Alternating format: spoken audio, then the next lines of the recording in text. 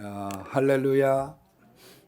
우리 오늘 산부 예배 나온 분들에게 도우시는 하나님, 그런 제목으로 말씀 증거할 때 놀라운 은혜의 역사가 함께 하시기를 주의 이름으로 축원합니다.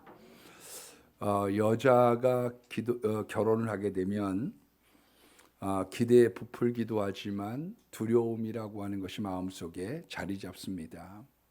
한 가지는 행복을 향한 출발, 그런 기대와 소망이 있지만 다른 한편으로는 자기의 일생을 맡긴 남자에 대한 두려움이 있는 거죠. 정말 이 남자가 잘해줄까?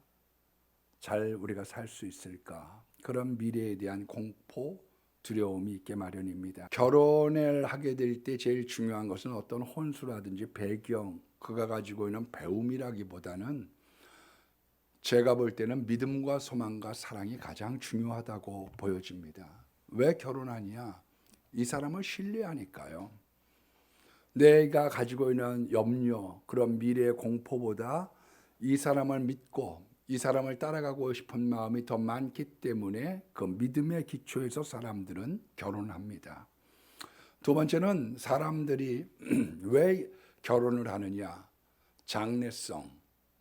지금은 조금 미흡할 수 있고 부족할 수 있지만 이 사람이 가지고 있는 내일, 거기에다가 자기의 인생을 거는 거죠.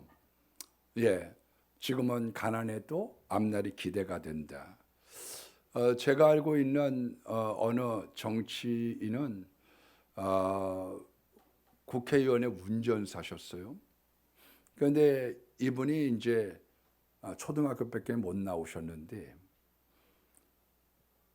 같이 당에서 근무하던 여자가 보니까 사람이 똑똑해요. 사람이. 그래서 대학교 나온 여자가 초등학교 나온 이 남자 운전사하고 결혼을 했습니다. 그리고 공부를 시켰죠. 대학을 졸업시키고 삼선을 하셨어요. 현대판 바보 온달과 평강공주죠. 지금은 비록 배움도 짧고 지금은 기대할 것이 별로 없지만 앞날에 대한 소망이 있기 때문에 인생을 걸은 거죠. 우리 교회에서 적은 것이지만 이렇게 섬기고 있는 성령상환학교의 장영일 총장님은 원래가 총장 재직 시절에 기숙사를 지셨습니다. 그런데 이제 그때 자기의 집을 바치고 사람들에게 독려를 했죠. 본인의 헌신 없이 누구에게 어느 교회에게 협조를 구하겠어요? 그리고 난 다음에 이제 은퇴 이후에 이 퇴직금 받으신 걸 가지고 빌라 한 채를 구입을 하셨습니다.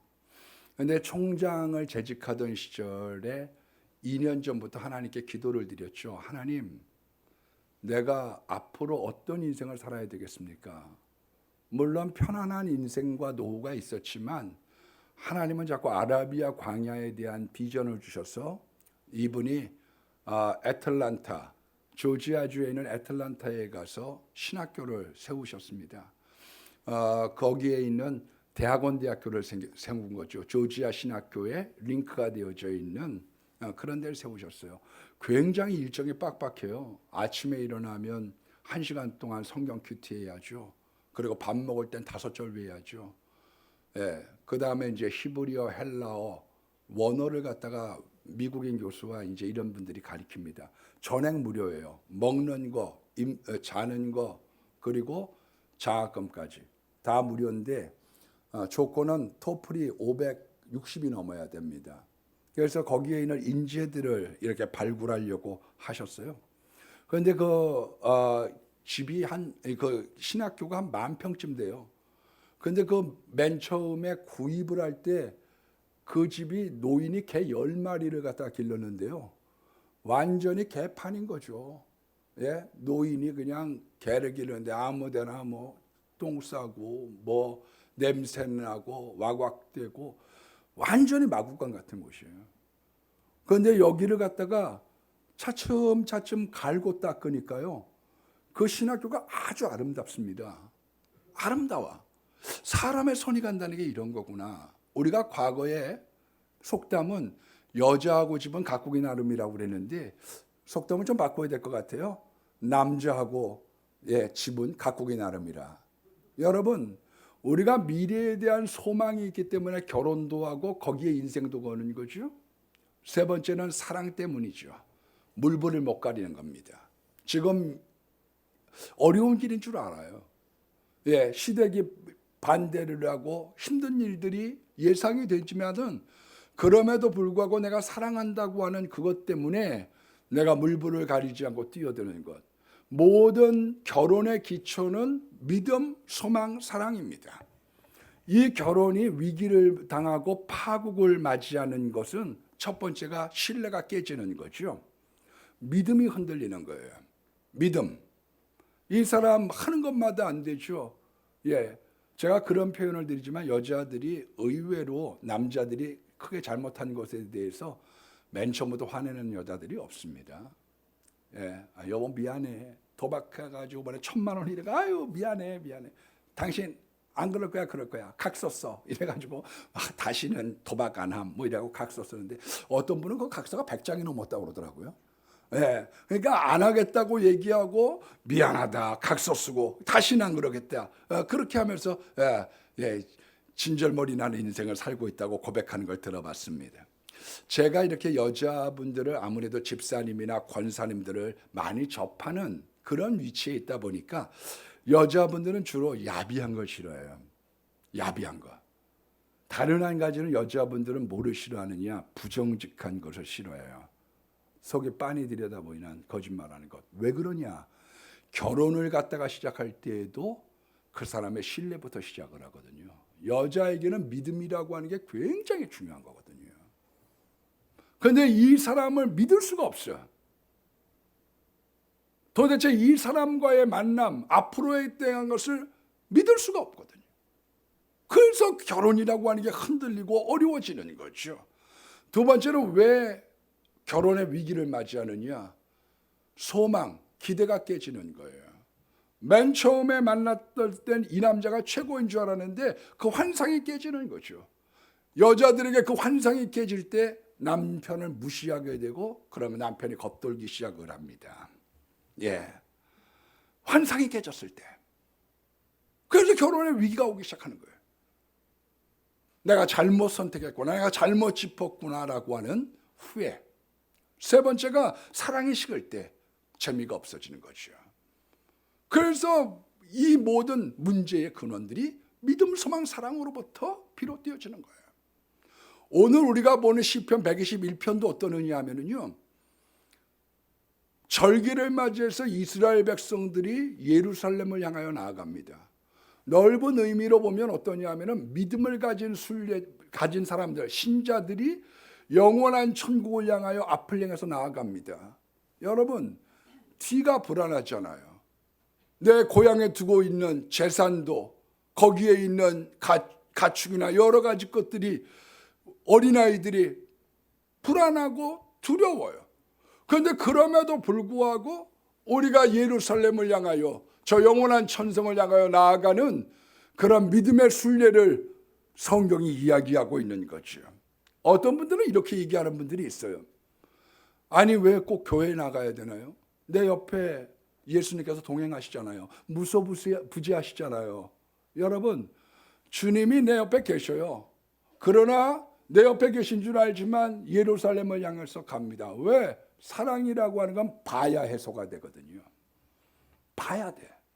만나야 되는 거예요. 예배라고 하는 게 뭐냐? 미팅, 만나는 거예요. 우리가 하나님과 만나고 예수님과 만나고 성령님과 만나고 우리가 저 영원한 천국, 지금도 우리가 주님과 동행하면서 영생을 맛보며 살아가는 사람들이죠. 그러나 왜 저 천국을 지향하느냐? 여기에 있는 동안에도 하나님, 예수님, 성령님께서 그 하나님께서 나와 동행하시지만 영원한 천국을 향하여 그분과 영원히 살려고 하는 그 소망 안에서 가는 겁니다. 그래서 내 옆에서 지금도 곁에 계시고 보호하시고 인도하시고 함께 하시는 그 동행하시는 주님이 내 앞을 인도하시고 오늘도 교회에 불러주시고 영원한 천국으로 인도하시는 그 주님을 우리가 바라보는 것이지요. 여러분, 시편 121편에 보면 순례자의 길을 떠나갑니다. 가족 뒤가 불안한 거예요. 주님을 만나보고 싶은 소망도 있고 기대도 있고, 그러나 한편에 불안이 도사리고 있는 거죠. 내 뒤에 있는 두려움, 내 앞에 있는 두려움, 거기 산을 어떻게 넘어야 될까? 여러분, 우리들의 삶 속에 뒤를 주님이 봐주셔야지 됩니다. 뒤를 봐주셔야 돼요. 그 뒤를 봐준다는 이야기는 뭐냐면 내 처자를 돌보아 주는 거예요. 어떤 분이 여보게 염려하지 마, 내가 뒤를 봐줄게. 그 뒤를 봐준다는 말이 뭐예요? 내가 자네 가지고 있는 식솔들을 내가 돌봐줄게. 그 의미죠. 그런데 우리가 누구에게 맡기겠어요? 우리의 삶이 어떻게 전지게 될지, 어떤 위험이 도사릴지 믿으리가 누구겠느냐? 오늘 성경은 하나님의 도움이라 그것을 분명하게 말씀하고 있는 것입니다. 사무엘상 29장에서 30장 말씀에 보면 이런 기사가 나옵니다. 다윗이 도피하던 시절에 갈 데가 없어요. 얼마나 갈 데가 없으면 호랑이 굴에 가서 살겠어요. 그래서 블레셋에 들어갑니다. 거기에서 한마디로 일본군 대대장 노릇을 하면서 살아가는 거예요. 그런데 거기서 어떻게 안전하게 먹고 살 수가 있겠어요? 행인들을 약탈을 해가지고 자기도 먹고 살고 진상도 하는 거죠. 그래서 다윗이 그 도피기에 이렇게 생활을 하게 합니다. 그술 사람, 기르스 사람, 아말렉 사람, 애굽으로 내려가고 있는 행렬을 급습을 해서 거기에 있는 것을 약탈해 가지고 자기를 건사하고, 그리고 아기스 왕에게 진상도 하는 거죠. 지금 우리가 이렇게 거둬왔습니다. 그러면서 거짓말을 해요. 여기에 있는 그술 사람이라든지 기르스 사람, 아말렉 사람이라고 얘기하지 않고 유다 네게부 사막에 있었던 그 사람들을 약탈해서 가지고 온 겁니다. 그랬더니 아기스 왕이 단순한 사람이에요. 그래? 아이고, 그러면 이 다윗이라고 하는 사람이 유다를 갖다가 남부를 공격해서 약탈을 하고 여기에 있는 재물을 갖고 와서 나를 섬기는 걸 보니 이제는 영원히 내 사람이 됐구나. 그러고서 좋게 잘 지내고 있습니다. 그런데 어느 날 사울과 전쟁을 하러 나가게 됩니다. 그러면서 다윗에게 제안을 하죠. 여보게, 요번에 사울하고 전쟁을 하러 갈 텐데 자네 나가겠나? 본심도 알아볼 겸 또 신뢰도 하니까 그런 이야기를 건네게 됩니다. 다윗이 나가겠습니다. 그런데 정작 수령들이 반대를 하는 거예요. 저 다윗이라는 사람이 누굽니까? 사울은 천천히요, 다윗은 만만이라고 얘기했던 적의 가장 유명한 군대 장관이요, 장수가 아닙니까? 무엇으로 다시 사울과 화합을 하겠습니까? 전쟁에서 배신해서 우리들을 죽이고 그것을 보상 삼아 다시 화합하지 않겠습니까? 못 갑니다. 그랬더니 아기스가 그 이야기를 듣고 다윗에게 얘기합니다. 여보게, 난 자네를 믿나마는 수령들이 자네를 갖다가 의심의 눈으로 바라보니 전쟁하지 말고 도망가게, 들어가게. 내가 자네 마음은 받았네. 내가 왜 못 나갑니까? 여보게, 괜찮아. 이번엔 좀 양보하게. 그리고서 시글락 자기가 있던 땅에 돌아갔더니 아니, 처자들을 다 약탈당하고 난장판이 되어졌어요. 사람들이 얼마나 화가 났는지 돌을 가지고 죽이려고 합니다. 개역 성경에는 군급이라는 말을 썼죠. 임금금자의 급할급자. 막 돌을 쳐서 죽이려고 하니까 큰일 났어요. 아비아달, 이 에봇을 갖고 오라고. 그래서 에봇을 입고 하나님께 여쭤봅니다. 우리가 따라가면 미쳐서 다시 돌려받을 수 있겠습니까? 할 수 있으리라. 주님의 응답을 받고 가다 보니까 거기 애굽 소년이 병들어서 누워 있는데, 병들어서 이 아말렉 사람이 애굽 소년을 버리고 갔어요. 떡을 먹이고, 여보게 얘기해, 목숨 살려줄 테니까. 그래서 그 지도를 갖고 거기 가서 보니 이 사람들이 약탈했다고 술 마시고 먹고 춤추고 난리가 났어요. 그래서 그 자리에 야밤에 급습을 하는 가운데 400명만 남겨놓고 도망간 사람들을 빼놓고 다 몰살하고 빼앗겼던 모든 처자와 이 거기에 있었던 재물들을 찾고 심지어는 전리품을 갖고 돌아오게 됩니다. 돌아오는 길에 불량배들이 이야기하죠. 아니 다윗 대장을 갖다가 반박했고 그렇게 돌 던지려고 했던 사람들 이번 기회에 정리합시다. 내쫓읍시다. 그랬더니 그렇게 하지 말게. 덕장이죠. 전리품을 나눠줍시다. 그래서 그 전리품을 나눠주는 것이 그들에게 전례가 되었다. 성경은 그렇게 말씀하고 있어요. 여러분 하나님이 보호하셔야 내 뒤를 갖다가 봐주셔요. 내 뒤. 우리가 사업을 하러 갑니다. 우리가 외국을 갑니다. 우리가 불량해서 갑니다. 뒤를 봐주시는 분이 누구냐? 내 가정을 봐주고 내 뒤에 배경을 봐주시는 분이 하나님이고 빈 공간을 채우시는 분 그분이 예수 그리스도인 거예요. 여러분 독소전쟁에 제2차 세계대전에서 왜 히틀러가 패했는 줄 아세요? 뒤에 있는 후방을 공격하지 못하도록 소련하고 협약을 맺었습니다. 불가침 협정을 맺어줬어요.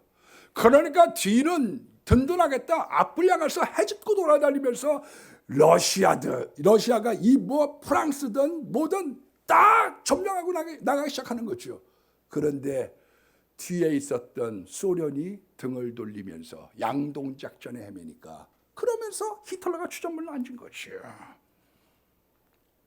여러분들이 나아가는 인생길 여러분들의 뒤가 든든합니까? 여러분들을 잘 지켜주는 분이 누구입니까?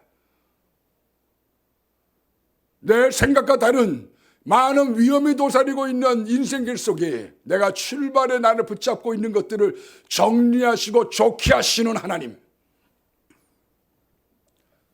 여러분 우리가 보면 유다의 3대 왕이 아사왕입니다. 이 아사왕이 우상을 철폐했더니 하나님의 복을 주셨어요. 그래서 복도 받고 그 다음에 여러 가지 국방력을 튼튼하게 하게 되실 때 요새를 전부 다 도시부들마다 만들고요. 58만 대군을 양성을 했습니다. 지금 우리가 5천만 명의 55만 명인데 그때 당시에 58만 명의 대군을 양성을 했으면 어땠겠어요? 이미 3,000년 전에 든든하죠. 그러나 이 세상은 뛰는 놈 위에 나는 놈이 있는 거죠. 구스. 오늘날 에티오피아 왕 세라라고 하는 사람이 100만 대군을 이끌고 옵니다. 이거 큰일 났어요. 그때 역대하 14장 11절에 하나님께 이렇게 부르짖어 기도합니다. 강한 자와 약한 자 사이에 돌기가 줍밖에 없사오니. 강한 자란 누구냐? 내가 지금 100만 대군을 이끌고 온 에티오피아 저 구스왕을 향해서 내가 나아가는데 하나님 약한 자 내 뒤에 있는 배경 내 뒤를 지켜주십시오. 내가 다 나갈 때 이 사람들의 뒤를 치면 어떡하겠습니까? 내 인간의 힘으로는 하나는 얻을지 몰라도 하나는 막을지 몰라도 내 뒤까지 막을 수 있는 내 힘이 없습니다. 하나님 중과부적입니다. 그리고 내 뒤를 보호해 주십시오. 우리가 사랑 때문에 예수님 향해서 나갑니다. 예수 신랑 봐야 돼. 그리고 그 예루살렘을 향합니다. 사랑을 향해 내가 예배하러 올라가고 내가 영원한 천성을 향해서 올라갈 때 내 가정, 내 뒤에 있는 것 주님 지켜주시기를 원합니다. 그 오늘 어떻게 같이 기획한 것도 아닌데 시편 121편 찬양을 하네요. 내가 산을 향하여 눈을 돌리라 주의 도움이 어디서 올꼬 천지 지으신 여호와 나의 왕이여 영원 무궁히 지키시리로다. 하나님이 우리를 지키시는 거예요. 내 뒤에 있는 모든 문제를. 함석헌 옹이 썼던 유명한 시가 있습니다. 그대 그런 사람을 가졌는가. 그런 유명한 시가 있죠.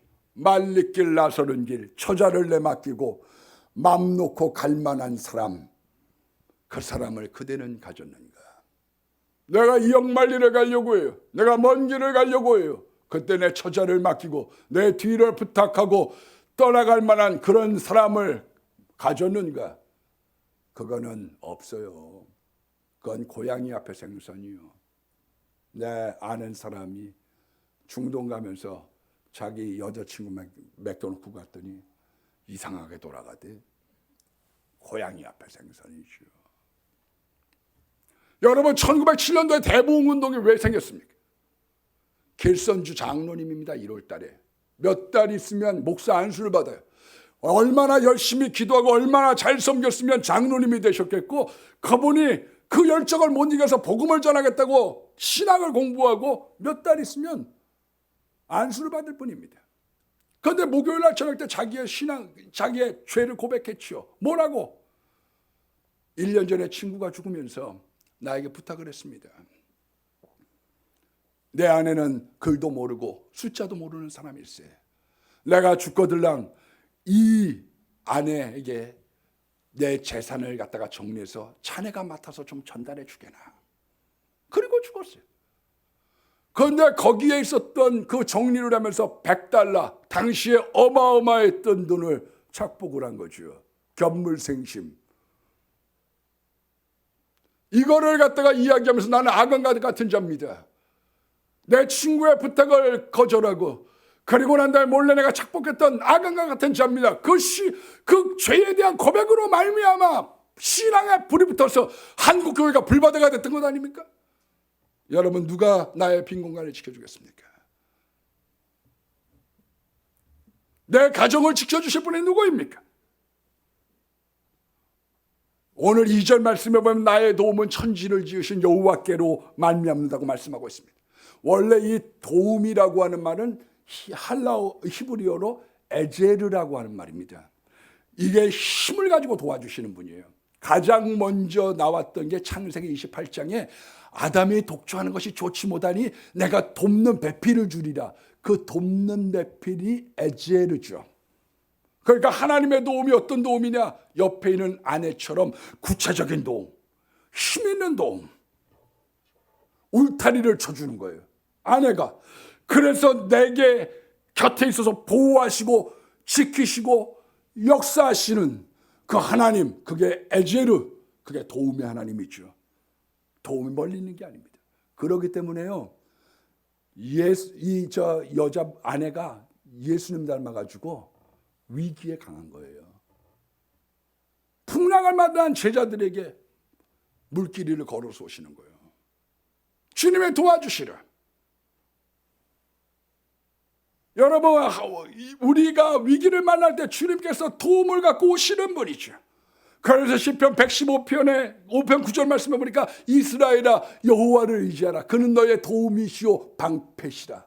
시편 33편 20절 말씀해 보니까 우리의 영혼이 여호와를 바라미요 그는 우리의 도움이시오 방패시라. 그분이 우리의 도움이고 우리의 방패인 거예요. 나의 가는 길들을 막아주시고 내 뒤를 봐주시고 나와 동행하시며 여기까지 인도하시는 하나님. 사무엘상 7장에 보면 우리가 알고 있는 에베네셀이라고 하는 말이 나옵니다. 그 에벤이라고 하는 말이 뭐냐? 돌이란 뜻이고, 에셀이라고 하는 말이 에제르, 도움이란 뜻이죠. 도움의 돌. 그 배경이 뭡니까?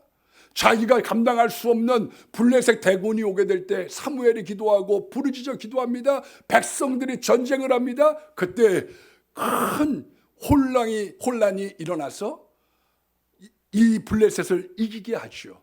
그리고 난 다음에 이런 고백을 합니다. 사무엘상 7장 12절 말씀해 보니까 사무엘이 돌을 취하여 미스바와 센 사이에 두고 여호와께서 여기까지 우리를 인도하셨다. 곧 에베네셀이라. 하나님께서 내 인생길, 내가 당할 수 없는 이 현재의 문제를 해결해 주시는 분인 거죠. 내 뒤에 있는 내 배경의 문제, 내 뒤를 봐주시는 분, 내가 가는 인생길에서 나와 동행하시는 분이에요. 이분이 나를 영원한 천국까지 인도하실 것입니다. 여러분, 우리가 알고 있는 성령님이라고 하는 요한복음 14장 16절에 있는 성령님 파라클레토스입니다. 원래 이 파라클레토스라고 하는 말은 그 뜻이 크게 세 가지가 있어요. 첫 번째가 뭐냐? 옆에서 돕는 분이에요. 그러니까 여러분들이 어떤 일을 만나면 주님, 성령님 나를 좀 도와주세요. 내가 이런 문제가 있습니다. 내가 이런 어려운 문제가 있습니다. 하나님, 내가 요즘에 사업이 곤궁합니다. 내 자녀의 문제를 해결해 줘야 됩니다. 내가 사업적으로 이런 궁지에 빠졌습니다. 그런 문제가 있을 때 옆에서 돕고 계시는 분, 그분이 성령님이에요. 두 번째로 성령님은 변호사, 무료 변호사라는 뜻입니다. 무료 변호사. 성경에서 말을 잘 못하지만 위대하게 쓰임받았던 두 명의 사람이 있습니다. 한 사람이 모세죠. 타향살이를 40년을 하다 보니까 말이 어눌해. 우리 작은 고모가 외국에서 한 40년 살다 보니까요, 한국말을 다 잊어버렸어요. 낱말만 알아. 낱말만 어떻게 하고 한국말을 다 잊어버렸어요. 지금 모세가 그런 거죠. 말을 못해. 나는 입이 뻣뻣하고 혀가 둔한 자입니다. 나 다 말 잊어버렸는데 무슨 내가 이스라엘을 갖다가 인도하고 애굽 바로 앞에 씁니까? 보낼 만한 사람을 보내세요. 4번이나 거절하니까 하나님이 화를 발하시면서 내 형 아론이 있지 않느냐, 하나님께서 말 못하는 아론에게 대변인을 주셔서 하나님의 사역을 감당하게 하셨죠. 변호사. 또 한 사람이 바울이라는 사람입니다. 여러분 고린도후서 11장 6절의 말씀에 보면 말에는 절하나 지식에는 그렇지 않다. 너희들 나 말 못한다고 나 눌변이라고 자꾸 그러지 마. 나 말은 못하지만 그러나 내가 지식에까지 그렇게 없는 건 아니야. 사람들의 여러 가지 비난을 받게 될 때 사도 바울이 자기를 이렇게 변호합니다. 고린도후서 4장 20절 말씀에 보니까 하나님의 나라는 말에 있는 게 아니라 능력에 있다. 여러분, 나는 말 못합니다. 그러나 하나님이 주신 내게 주신 능력 안에서 여러분들을 섬기고 복음을 증거하는 가운데 하나님의 나라를 확장하려고 합니다. 여러분, 예수님은 어떤 분이냐? 말 못하는 사람들의 변호를 해주고 억울한 사람을 도와주는 분이에요. 제가 이 변호사가 얼마나 중요한지요, 사회재판은 크게 두 번 해봤습니다. 교회 안에죠. 재판은 한 2번 해봤지만 바깥에 있는 재판 2번 할 때요, 변호사가 너무너무 중요해요. 박기준 변호사님이라고 이잔 신천지하고 싸울 때요, 어떤 날은 막 법정에서 3시간씩 해. 법정에서 3시간 한다는 게 보통 일이 아닙니다. 방청석 없이 우리만 놓고 하는 거예요. 3시간 동안. 그런데 막 핏대로 올려가면서 막 변호해 주는 거예요. 자료를 갖다가 제거하고 막. 여러분, 좋은 사람 만나니까 승리의 길이 열리는 거죠. 여러분, 좋은 변호사 만나는 게 얼마나 귀중한 건지 압니까? 저는 우리 여러분들이 기도해 주셔서 요번에 우리 이명규 변호사님 보상받을 때 그 밑에 재범승 변호사님이라고 잘 만난 것 같아요. 정말 잘 만났어요. 저는 이분들이 얼만큼 열심히 했는가를 가늠을 잘 못했어요. 왜냐하면 그 원고를 다 우리에게 안 줬기 때문에. 그런데 주긴 받았어요. 그 안 주는데 어떻게 홍장로님이 달라고 그랬더니 넝큼 주셔갖고 아주 그걸 갖다 잘 활용을 했습니다. 근데 잘 얼만큼 우리가 도움을 받았는지 잘 모를 때 한 집사님이 우리 명도 소송에 대한 걸 갖다가 서울에 있는 어느 변호사에게, 전문 변호사에게 한번 의뢰를 해서 해보자는 거예요. 이분이 명도 소송이라고 그러니까 한 요만큼 되는 줄 알았죠. 재판 3번, 4번 하면 끝나니까 명도 소송이 길으면 5번이거든요. 그러니까 200만 원만 주시면 우리가 할게요. 그래서 그걸 갖다가 맡겼어요. 그랬더니 이분이 출력을 했는데 70cm가 나오는 거예요. 그랬더니 그 막 사무장한테 막 화를 내기 시작하면서 내가 말입니다, 이거 내가 왜 맡았는지 이러면서 아침부터 밤 10시까지 꼬박 10시간을 갖다가 그 자리에 앉아가지고 요걸 끝냈어요. 여러분, 좋은 것을 계속해서 밀어넣으니까 재판에 답변에 대한 것이 필요하니까요, 계속 한 거죠. 여러분, 좋은 변호사 만났더니 하나님께서 좋은 결과를 주고 계시는 거예요. 그 하나님의 은혜의 역사고 좋은 덕을 본 거죠. 최고의 변호사가 누구냐? 예수 그리스도. 또 다른 최고의 변호사가 누구냐? 성령님. 재판장이 누구냐? 하나님. 그래서 우리는 질 이유가 없는 거예요. 왜? 재판장이 우리의 편이고 변호사가 우리의 편이기 때문에. 세 번째는 파라클레토스. 성령님의 본래 뜻은 카운셀러, 베스트 카운셀러입니다. 우리의 상담자예요. 제가 페이스북을 많이 하지 않아요. 그런데 페이스북을 제가 금주에 한번 봤어요. 그랬더니 거기 이런 동영상이 실렸더라고요. 한 10분 안쪽 그 정도 되는 건데 들리면 좋을 것 같아요. 거기 이제 어느 유명한 승려가 그런 대담의 시간을 갖더라고요. 그러니까 무슨 불교계 여전도인지 모르겠지만 전부 다 여자분들이셔. 그런데 그 여자분들이 질문을 하면 답을 해주는 건데 아마 공감이 제일 많이 됐기 때문에 그걸 페이스북에 어떤 사람이 띄웠다고 생각을 합니다. 그 내용이든 즉슨 이런 거예요. 한 50세 먹은 여자분이에요. 예.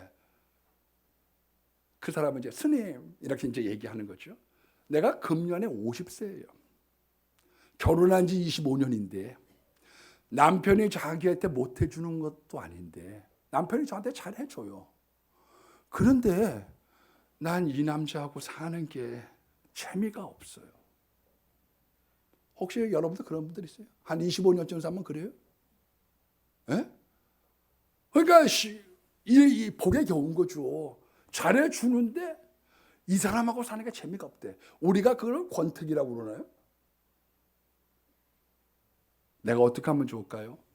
앞으로 100세, 120세 세상을 살아가야 되는데 50년 이상 이런 상태로 그리고 이거보다 더 지겹게 앞으로 살아가야지 될 생각을 하니까 갑갑하다는 거예요.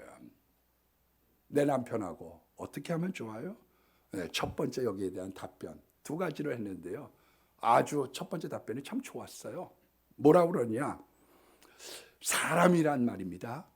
맨 처음에 100만 원을 주면은요 감격해요. 어머 권사님 고마워요. 고마워서 감사해요. 근데 그 다음 주에 그 다음 달에 또 100만 원을 주면은요 감격이 90%로 떨어져요. 그 다음번에 100만 원을 주면 감격이 80%로 떨어져요. 그러니까 100만 원, 200만 원, 300만 원 올라가야 사람이 이게 충족이 되는데 그럴 수 없으니까요. 사람은 똑같은 걸 주면 어떠느냐? 마음이 점점 밋밋해져 가기 시작하는 거죠. 그래서 마음에 감동도 없고 고마운 것도 없어요. 심지어 나중에는 왜 안 주느냐고 따지기 시작하는 거죠. 그걸 깨달은 사람이 누구예요? 언제 말씀드린 김진옥 목사님이라고 하는 분이 활빈교회를 세워서 청계천 다리 밑에 있는 어려운 사람들, 넉마주의, 거지, 깡패들 이런 사람들한테 복음을 증거하러 갔습니다. 자기도 넉마주의를 하면서 돈을 모아가지고 그걸 팔아서 쌀을 사가지고 어려운 집에다가 쌀을 앞에다 갖다 놓는 거예요. 맨 처음에는 막 와 전도사님 최고 우리의 살아있는 구세주. 그러다가 8개월쯤 지났는데 무슨 일이 있어가지고 못 났더니 그 다음에 와가지고 때로 몰려갖고 왜 쌀 안 주느냐고 데모하는 걸 보고서 아하 이게 아니구나. 인간이라고 하는 것은 복음에 들어가는 이유가 뭐구나. 잘해주는 것만 갖고는 끝이 없구나라고 하는 걸 깨달은 거지요. 저는 뭐 한없이 부족하고 설교도 잘 못하는 목사입니다마는 조영기 목사님 같이 아주 훌륭한 분들 제가 그런 분들의 설교를 가끔 들어보면 그분이 그런 얘기를 하셔요. 하소연을 하시는 거죠. 여러분 제가 외국에 나가면 제 설교를 들으려고 수십만이 몰려들고 수천 명의 사람들이 그저 설교 한번 들으려고 10시간씩 차를 타고 와가지고 설교를 듣는데 왜 이렇게 한국에 오면 내 교회에서는 인기가 없는지 모르겠다고 그런 말씀을 하셔요. 유명한 부흥사도 있고 유명한 잘난 사람들도 있습니다. 그러나 왜 그런 줄 아세요? 맨 처음에 100만 원은 감격하죠. 그러나 그 다음에 있는 인간의 마음들은 시간이 가면 감동이 안 되는 거예요. 사랑이 밋밋해지는 거죠. 잘해줘도 모르는 거죠. 복에 겨운 거죠. 그래서 여자가 복에 겨울 때 탈선하는 이유가 어디에 있느냐? 거기에 만족이 없거든요. 그러니까 이 승려가 답변을 이렇게 얘기해요. 두 번째 답변입니다. 남자랑 사귀지 말고 먼저 남자가 없는 상태에서 남자한테 가라는 거요. 가서 남편한테 내가 이렇게 앞으로 50년 이상을 살아야 되는데 이렇게 밋밋하게 이렇게 지겹게 어떻게 사느냐. 이혼합시다. 그렇게 이혼하고 새 사람을 만나서 살다 보면 맨 처음에 이런 짜릿한 마음들이 되살아날 수 있으니 그렇게 하라고 권면을 하는 거예요. 그랬더니 이 여자분이 뭐라고 얘기를 하느냐 하면 스님 저는요 내 남편하고 애하고 잘 살고 싶어요. 그렇게 이제 얘기를 했어요. 그랬더니 그 다음에 뭐라고 얘기를 하냐 하면 이분이 그러니까 이혼을 해서 다른 사람을 만나면 거기에 있는 딸린 얘 전처의 자식들도 있고 내 자식의 문제도 있고 애따 이렇게 저렇게 복잡하니까 그냥 그렇게 살면 되는 거요. 그랬더니 이 여자분이 아이고 깨달았습니다. 그거는 베스트 카운셀러가 아니에요. 여러분 심심하면 권태기 오면 이혼해야 되는 겁니까? 얽힌 것 때문에 끝까지 그렇게 지겹게 가야 되는 겁니까? 많은 사람들이 그걸 올린 것은 자기가 25년을 살다 보니 내가 세상을 살다 보니까 지겨워 권태기가 와 지겨워서 못 살겠어. 그게 공감이 되는 거죠. 인간은 하나님의 은혜가 아니면 사랑이 공급될 수 없는 것입니다. 행복은 그냥 주어지는 게 아니에요. 하나님의 우리가 돈이 많고 우리가 이유가 없는데도 못 견디는 이유가 어디에 있느냐? 인간은 그것으로 잘 안 되거든요. 마음이 답답해 가는 거예요. 탈출하고 싶은 거예요. 그래서 여자들이 여행을 좋아하는 이유가 왜 그러냐? 여자가 답답한 거예요. 그래서 여자들이 여행 가고 싶다 그러면 가끔 보내주셔야 돼. 왜? 여자들의 마음에 답답함이 있어요. 그 남자들은 어떻게 생각하느냐? 좋은 밥 먹여주고 배돼지가 터졌더니 이러고 앉아있다고. 그렇게 생각을 하니까 점점 안 되는 거지. 여러분 그러나 근본적인 해결점은 오직 예수 그리스도 그 안에 있는 것입니다.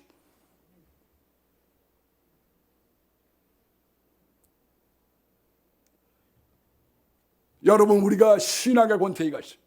교회의 권태기가 있어요. 가정의 권태기가 있어요. 우리가 첫사랑을 가지고 봉사하고 구역쟁하고 왜 없겠어요? 그러나 밋밋해. 언제까지 가야 돼? 내 신앙의 권태기, 교회의 권태기, 가정의 권태기, 남편의 권태기가 있는 것입니다. 그때 베스트 카운셀러가 되시는 예수님께 나와서 물어보셔야지 돼요. 제가 신방하면서 좀 안타까웠던 가정이 있습니다. 여자가 경기역을 나왔어요. 그리고 서울대 물리대를 들어갔어요. 경기에 나왔다고 서울대 들어가지 않습니다. 경기에서도 공부 잘해야 서울대 가요. 경기여고에서. 그래서 거기 들어갔어요. 미국에 유학을 가가지고 박사를 받았습니다. 부부가 다 미국에서 박사를 받았어요. 근데 이혼을 하셨어요, 이분이요. 그런데 저 와가지고 이제 예배를 드리는데 요청이 두 가지죠.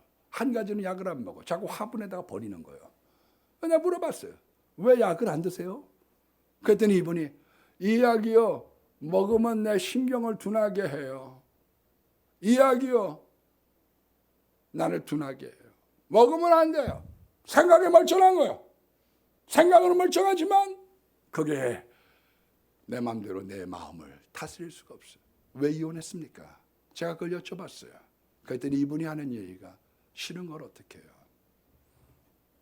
싫대.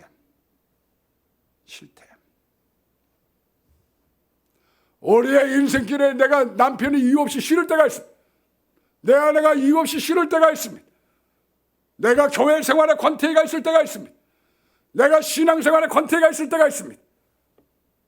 저는 이번에 미국에 있는 다녀오셨던 어느 목사님하고 대화를 하다가 왜 미국에 있는 목사님들이 골프를 자꾸 치려고 하는지 이유를 알았어요. 그분이 그런 얘기를 했어요. 미국의 경치 좋은 광야 속에 거기다 집을 짓고 3년을 살면 반드시 우울증이 옵니다. 그거를 뚫을 수 있는 유일한 방법이 골프밖에 없기 때문에 미국에 가 있는 목사님들 경치 좋은 거기에 가서 3년 있다 보면 우울증이 온다는 거예요. 여러분 우리가 맨 처음에 갈 때 얼마나 감격했겠어요.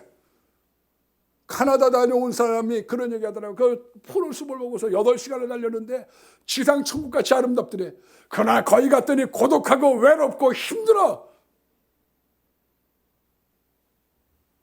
여러분 사람은 눈은 보아도 족하지 않습니다. 어떤 분들은 천국 이야기라면 그런 얘기를 해요. 지겨워서 어떻게 영원토록 살아요? 왜 영원토록 지겹습니까? 예수님과 함께 그분과 함께 동행하는 삶, 영원한 예루살렘, 영원한 교회의 생활, 이 하나님의 예배 속에 하나님의 만남 속에 미팅 속에 놀라운 은혜가 있는 건데 주님은 이렇게 말씀하고 계십니다. 3절에 말씀하니까 너를 실족하지 않게 하시며 우리가 실족사 발이 빠져가지고 죽는 거예요. 시편 119편 105절 말씀해 보니까 주의 말씀은 내 발의 등이요 내 길의 빛입니다. 우리가 가는 산에 있는 길, 그 앞길이 도적이 있을지 거기 낭떠러지가 있을지 뭐가 있을지 우리는 두려움을 감고 그리고 하나님의 나라를 향해서 가는 겁니다. 이 세상은 함정이 있고 덫이 있고 낭떠러지가 있고 다니엘과 같은 모함이 있고 여러 가지 있어요. 늪이 있는 곳입니다. 여기는요.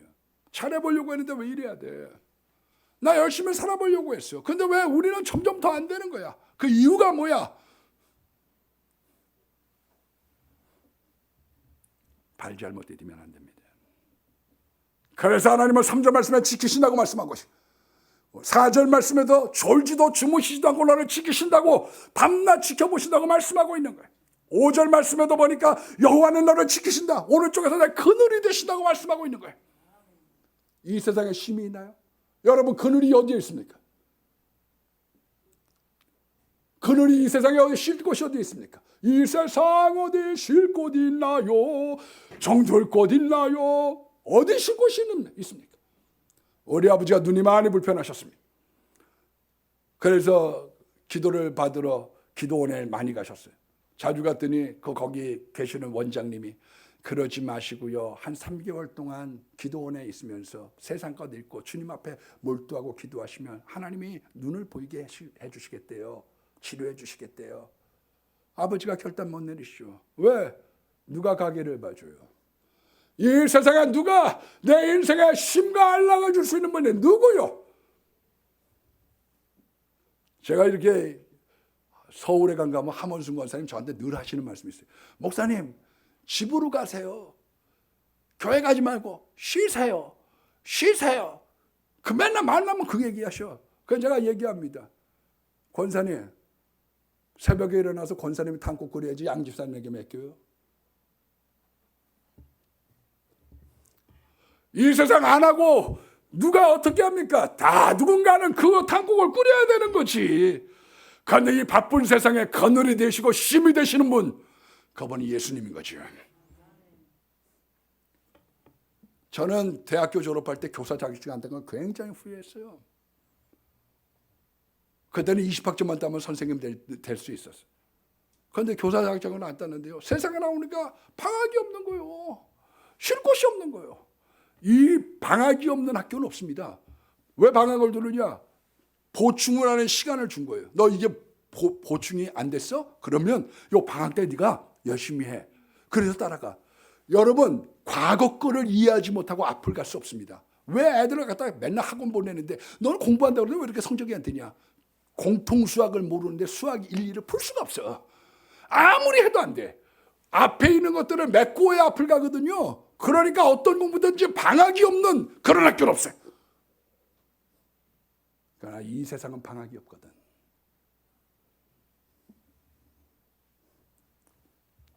나의 등 뒤에서 나를 도우시는 주, 나의 인생길에서 지치고 고나여 매일처럼 주저앉고 싶을 때 나를 밀어주시네. 김고집사 일어나라.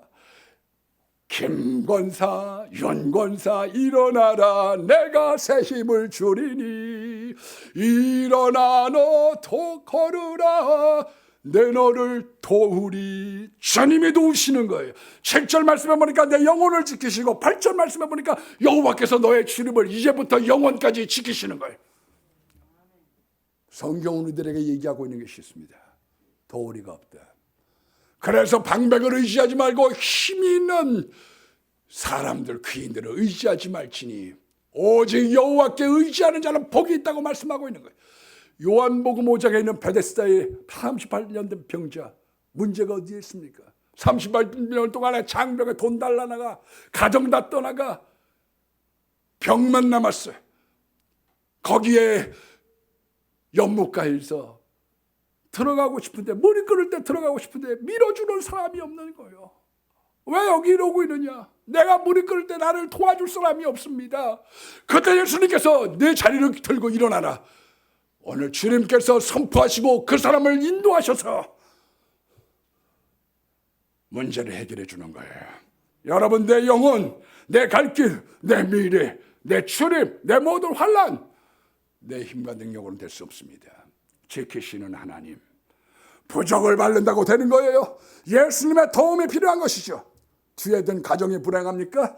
여러분, 사업전선 앞길에 지나고 내가 군대에 가고 멀리 갈 때 그 뒤를 봐주시는 하나님, 지금 내 형편이 어려울 때 거기에 힘을 주시고 눈동자같이 감찰하고 계시는 하나님, 내 앞날에 산이 있고 거기에 산적이 있을 수 있고 낭떠러지가 있고 늪에는 그곳을 인도하시는 주님, 오늘 그분을 향하여 도움을 구하십시오.